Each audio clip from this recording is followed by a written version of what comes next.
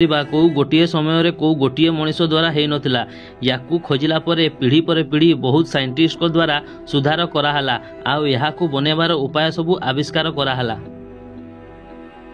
आजिर video रे आमे यह विषय ही जानिबा। तो चलतु जानिबा यह विषय रे पूरा विस्तार रे। 2700 बीसी पूर्व लोक करेन्ट विषय रे बास खाली एतिकी जानिथिले कि किछि माछ अछंती जो माननकु छुईले झटका लागि थाए। 600 बीसी पर ठेल्स पाइले काच किंबा काठ टुकुड़ा को रबर रे घसीले सेथिरे एमिति शक्ति आसी जाए जहाकू कि छोट छोट कागज खंड को निज पटे आकर्षण करिथाए। पुणी 1600 मसीहा रे विलियम सबुठारु प्रथमे इलेक्ट्रिक वाट रे व्यवहार करिले। पुणी 1752 रे विलियम फ्रैंकलिन तांकर गोटी एक्सपेरिमेंट रे पाइले कि वर्षा समय रे आकाश रे जो बिजुली चमकी थाए आ इलेक्ट्रिक रे जो निआर छोट छोट बिंदु बाहरी थाए दुईटी जाक गोटे जिनस अटे। से वर्षा दिने जो समय बिजुली मारुथिला से समय से गोटे गुड़ी को गोटे मेटाल रो खंड रे बांधिकी उड़ेले आउ तार लास्ट पटे गोटे चाबी को बांधी देले। जेतेबेले बिजुली मारुथाए सेतेबेले बिजुली गुड़ी रो भीतर हेकी रस्सी द्वारा चाबी जाए आसुथिला आउ चाबी द्वारा तांको हाथ रे करेन्ट रो झटका भी लागुथिला। सही समय रे आकाशर बिजुली बहुत लोकंको घरे पड़ी जाउथिला जेउथि पई बहुत लोकंको घरे निया भी लागि जाउथिला। निजर एक्सपेरिमेंट आधार रे फ्रैंकलिन 19 कंडक्टर रो आविष्कार करिले जहा परे ही एही समस्या सॉल्व हो गला।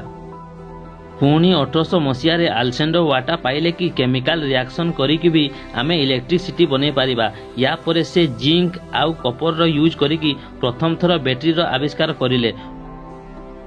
पुणी 1831 रे Michael Faraday DC electricity dynamo आउ डीसी मोटर रो आविष्कार करिले।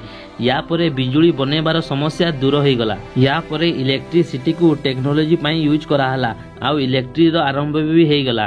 परे बड़ बड़ डीसी जनरेटर बना हला जेउथि पई बहुत परिमाण रे डीसी करंट रो प्रोडक्शन हेबाकू लागिला। वर्ष 1878 रे थॉमस अल्वा एडिसन बल्ब रो आविष्कार करिले। या परे घरे आउ फैक्ट्री रे डीसी करंट यूज हेबाकू लागिला। एडिसन को निजर गोटे डीसी करेन्ट रो कंपनी भी थिला जेउथिरे से बड़ बड़ डीसी जनरेटर रो सहाय्य रे डीसी करेन्ट रो प्रोडक्शन करुथिले आउ सेथिरु घर आउ फैक्ट्री को डीसी करेन्ट सप्लाई करुथिले। एबे जाय आमे जानिलु डीसी करेन्ट को केमिति खोजा हला। एबे आमे जानिबा महान वैज्ञानिक निकोला टेस्ला एसी करेन्ट रो आविष्कार केमिति करिले। निकोला टेस्ला को छुआ बेलू इलेक्ट्रिसिटी रे बहुत इंटरेस्ट थिला। वर्ष 1881 रे निज स्टडी पूरा करिकी निकोला टेस्ला गोटे टेलीफोन एक्सचेंज कंपनी रे इंजीनियर भावे काम करुथिले।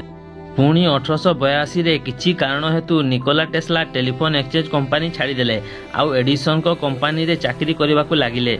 निकोला टेस्ला एडिसन को निजर एसी करेन्ट प्रोजेक्ट को देखेले किंतु एडिसन एहाकू डेंजर कहिकी तांको कथा तळे पकाई देले। काहे कि ना एडिसन को डर थिला कि एसी करेन्ट आसिले तांकर डीसी करेन्ट रो प्रोडक्शन सरी जिवो आउ तांकर कंपनी बंद हे जिवो। पुणी गोटे दिन एडिसन को डीसी जनरेटर रे किछि प्रॉब्लम आसिला तो से निकोला टेस्ला को कहिले जदि से एहाकू ठीक करि देबे तो से तांकू $50,000 देबे जहा कि सेही समय रे बहुत बड़ अमाउंट थिला। निकोला टेस्ला दिन राति परिश्रम करिकी एडिसन को एई प्रॉब्लम को सॉल्व करि देले आउ ताहाकू ठीक करि देले। पुणी निकोला टेस्ला एडिसन पाखकू पैसा आनिबाकू गले सेतेबेले एडिसन तांकू एहा कहिले कि मु तो तते मजाक करूथिली तमे अमेरिकन माने मजाक को भी सीरियस नै जाउछो जेउथि पई निकोला टेस्ला को बहुत राग लागि गला आउ से एडिसन को कंपनी छाड़ी देले। पुणी से अमेरिकार जड़े बड़ बिजनेसमैन जॉर्ज वाटिंग हाउस सहित मिसिकी निजर गोटे कंपनी खोलिले।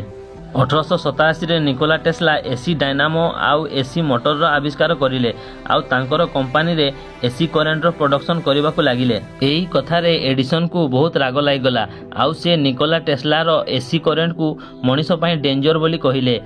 एडिसन लोकमानक आगरे जीवजंतु मानकू एसी करेन्ट रो प्रयोग करिकी देखिले जेउथिरे से जीवजंतु मरि जाउथिले जेउथि पई एसी करेन्ट ऊपर लोकमानकर बहुत प्रश्न भी आसिला किंतु तथापि एसी करेन्ट रो लोकप्रियता कम हेलानी काहे कि ना एठारे बहुत फायदा भी होउतला। जेउठारे डीसी करेन्ट रे शॉर्ट सर्कुलेट रो भय बेसी मात्रा हेउथिला आउ डीसी करेन्ट 2 किलोमीटर बेसी दूर जाई पारनोथिला आउ सेठारे एसी करेन्ट रे शॉर्ट सर्कुलेट रो भय भी कम होउथिला आउ एसी करेन्ट 1000 किलोमीटर जाए बिना किछि त्रुटि रे ट्रैवल करूथिला।